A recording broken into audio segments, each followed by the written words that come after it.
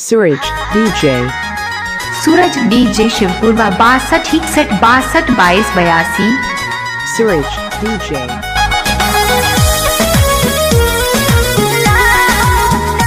सूरज DJ Shivpurwa 62 61 62 22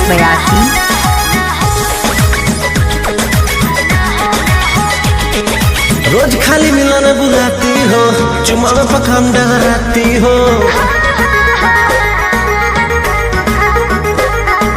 रोज खाली मिलने बुलाती हो, चुमा में पखाम डगराती हो। असली चीज दिखा के दुरही से न कोई भूखा हो ना हो ना ये दादा ना हो,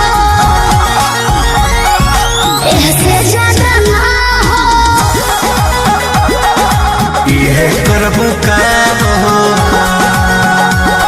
अरे भूखे मरबो काम हो।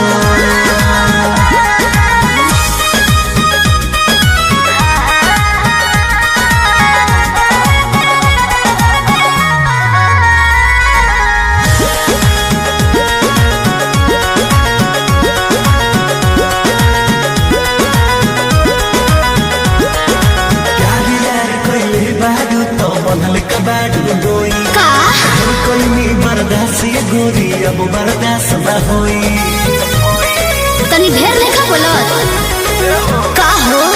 यार यार कइले बाऊ त बनले कबाड़ू डोई। ढेर कइनी बर्दाश्त गोरी अब बर्दाश्त न होई। दौड़ल भरबा बहुते लागल, प्रीत के बीच ना बोई। शादी से पहले बापू कमाऊ ना होई। कवना बात के चिंता बढ़वे, खुल के खूबे खाओ जाए हो।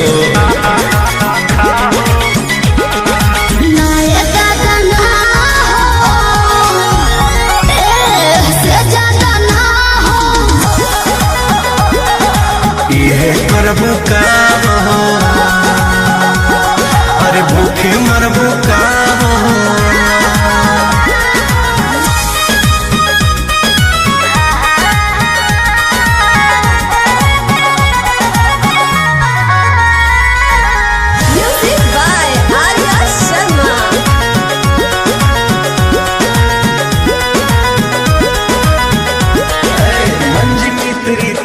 जानो अब कैसा शर्माना, लब मैरिज करके जब तुमको हमारे घर है आना।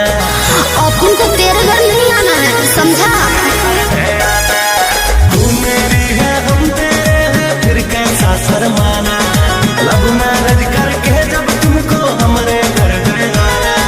चिकन चिकन बात में राजा हम ना तहरा करेबो, जब से नूर डालबो तो हम तोहरा के न मना करेबो। हार्ट बीट बढ़ल बा, दिल के बहिया में आ जाओ।